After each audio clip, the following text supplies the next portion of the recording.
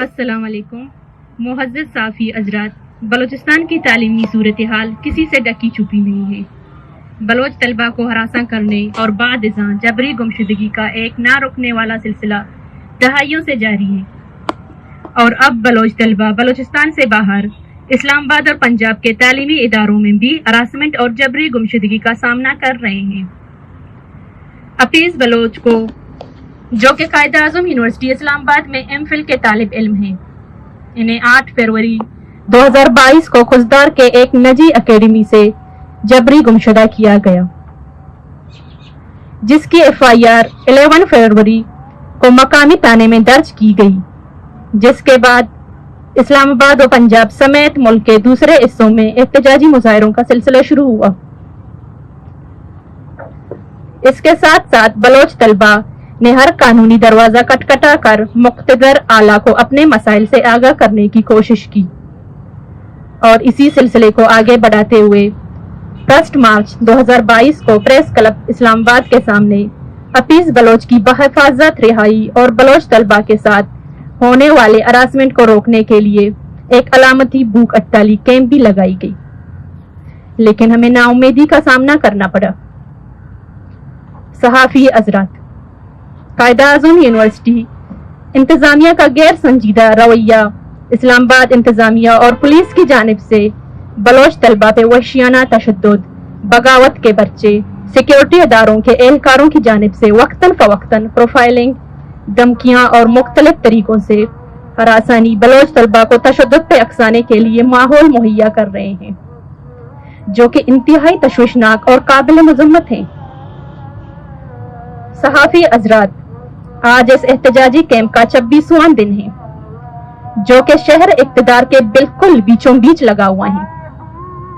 لیکن یہاں بھی ہمیں نا امیدی کے سوا کچھ نہیں مل رہا۔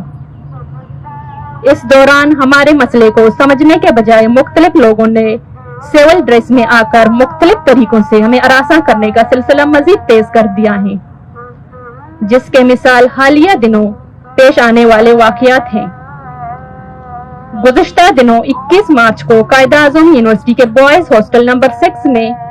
3 افراد رات کے 3 بجے بلوچ طلبہ کے کمروں میں بغیر اجازت گھستے ہیں، مختلف سوالات پوچھتے ہیں اور دوسرے بلوچ طلبہ کے بارے میں غیر قانونی و غیر آئینی طریقے سے معلومات اکٹھا کر کے طلبہ کو ہراساں کرتے ہیں۔ کل ہمارے ایک اور بلوچ طالب علم کو اسلام آباد پریس کلب کے باہر ایک سیاہ رنگ کی گاڑی میں سوار چند افراد نے پیچھا کرتے ہوئے روکا اور مسئلہ تنظیموں کا تذکرہ کر کے ایسے سوالات پوچھے گئے جن سوالات کا ایک طالب علم سے کوئی تعلق نہیں، اور اس طالب علم کو ڈرانے کی کوشش کی گئی۔ اس سے ثابت ہو رہا ہے کہ ہراساں کرنے کا یہ سلسلہ کم ہونے کے بجائے تشویشناک حد تک بڑھ رہی ہے، جس سے بلوچ طلبہ مزید ذہنی دباؤ کا شکار ہو رہے ہیں اور تعلیم کے ساتھ ساتھ ان کی زندگی بھی خطرے میں ہے۔ صحافی حضرات، 8 فروری سے ہم پرامن احتجاجی سلسلہ جاری رکھے ہوئے ہیں، لیکن باوجود اس کے حفیظ بلوچ کی بحفاظت رہائی اور بلوچ طلبہ کی ہراسمنٹ کا خاتمہ ہو، اس میں مزید تیزی آ رہی ہے اور مقتدر اعلیٰ کی جانب سے اس مسئلے پر غیر سنجیدہ رویہ اپنا کر ہمارے مطالبات کو نظر انداز کیا جا رہا ہے۔ اب جب کہ بلوچ طلبہ تشویشناک حد تک عدم تحفظ کا شکار ہو رہے ہیں، تو ہم بحیثیت مظلوم طلبہ یہ بات سب کو گوش گزار کرانا چاہتے ہیں کہ اس دوران بلوچ طلبہ کے ساتھ پیش آنے والے کسی بھی ناخوشگوار واقعے کے ذمہ دار اسلام آباد انتظامیہ اور سیکیورٹی اداروں سمیت پنجاب اور اسلام آباد کے یونیورسٹیاں ہوں گی جہاں بلوچ طلبہ زیر تعلیم ہیں۔ معزز صحافی حضرات، ہمارے اب بھی وہی 2 مطالبات ہیں کہ حفیظ بلوچ کو بحفاظت رہا کیا جائیں اور اسلام آباد اور پنجاب میں زیر تعلیم بلوچ طلبہ کی پروفائلنگ، انہیں دھمکیاں دینا اور مختلف طریقوں سے ہراساں کر کے عدم تحفظ کا شکار بنانا بند کیا جائیں۔